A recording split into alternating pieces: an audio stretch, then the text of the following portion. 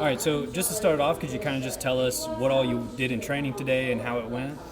Yeah, today's training was fun for me. We did some positional sparring, emphasis on getting better in the offensive and defensive leg entanglements, and yeah, that's about it. Pretty simple.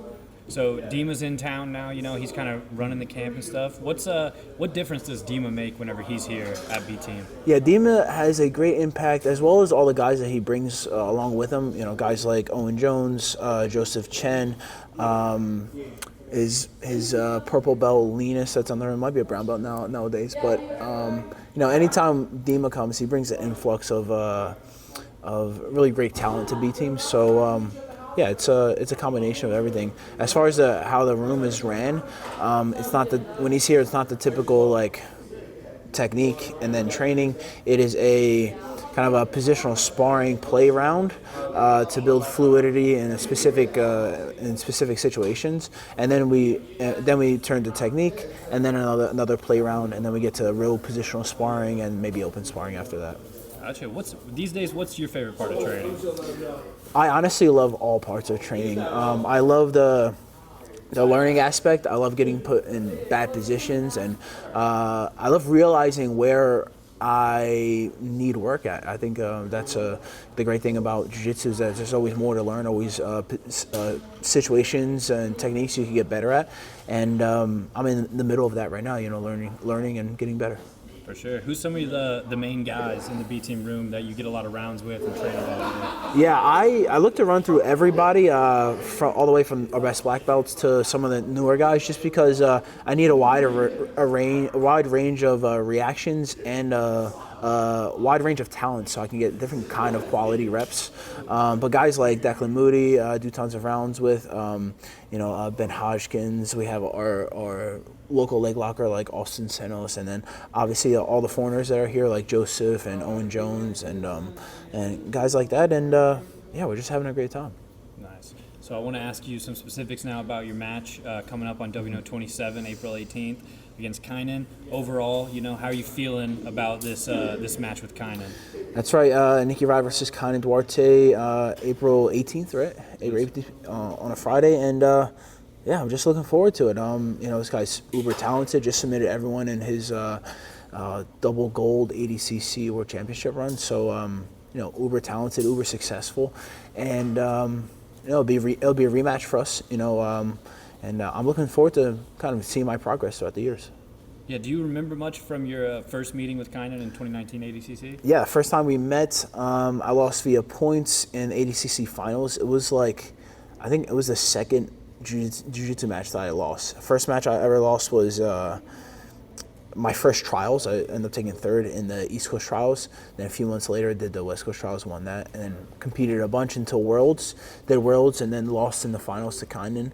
And yeah, it was a great experience. It was very green back then. And then I believe 2 weeks later, we had another match that was booked already before the ADCC Worlds. And yeah, I did the match. I think he beat me via heel hook. So yeah, it's 0-2 against Kaynan right now. And I guess we're 6 years later now, something like that. So, I've learned a bunch. I've gotten better. I know he's gotten better. And, yeah, I'm looking forward to just go out there and show the best version of myself and just have fun.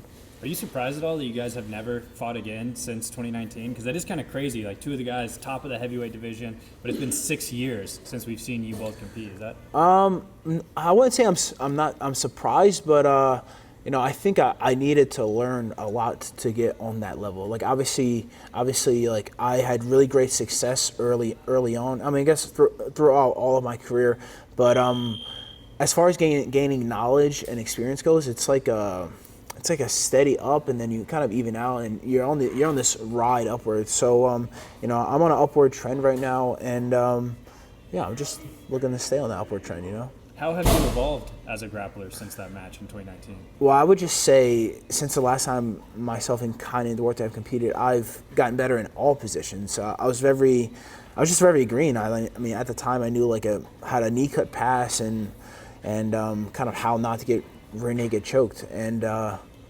And now it just I've gained an abundance of knowledge and experience, and I'm just in love with the sport of jiu-jitsu and what it's done for myself and my family, and I'm just looking forward to going out there and doing the thing.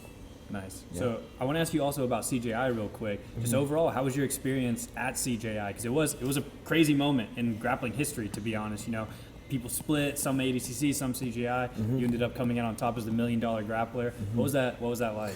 Yeah, winning CJI, becoming the world's first jiu-jitsu athlete to win $1 million in competition was a phenomenal step in my career. It was a goal. I really like tournament play because you have such a build-up and then kind of an explosion of success once you accomplish your goals. I like super fights, super matches as well, but tournaments is something about tournaments that is, you almost have to control. You have to control your emotions a lot, and I like that aspect because a lot of times guys win a match round one and then they're celebrating, but it's you're not done yet. You have 3 more at least if you make it to the end.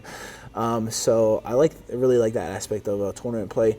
And then obviously the Rotolos, was it Cade Rotolo, right, that won the $1 million as well right after me. So the world's first 2 jiu-jitsu millionaires from Craig Jones and Seth Bilal. So yeah, it was a great event. Obviously went my way. I'm happy. I'm grateful for it, and I'm excited for the next one. For sure. I'm sure you're super happy with your decision to do it and everything, and especially coming out victorious. But was there any part of you that was kind of watching ADCC and just I guess after seeing Kaynan win and everything, did you kind of wish you could have done that as well at all, or? No, because we got so many more views. You saw, the YouTube got almost 4 million views between the 2 days, so that was absolutely incredible.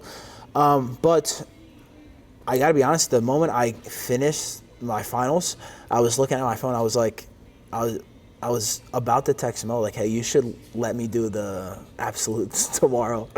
But I was how tough would that be to go 3 days in a row? And you kind of sleep shitty in between days because you're you're a little subconsciously anxious for the next day, and I was contemplating that until 3 a.m. and I was all right, I'm just gonna go to sleep. Is what it is, but that would have been epic, right? Yeah, it would have been crazy. Yeah.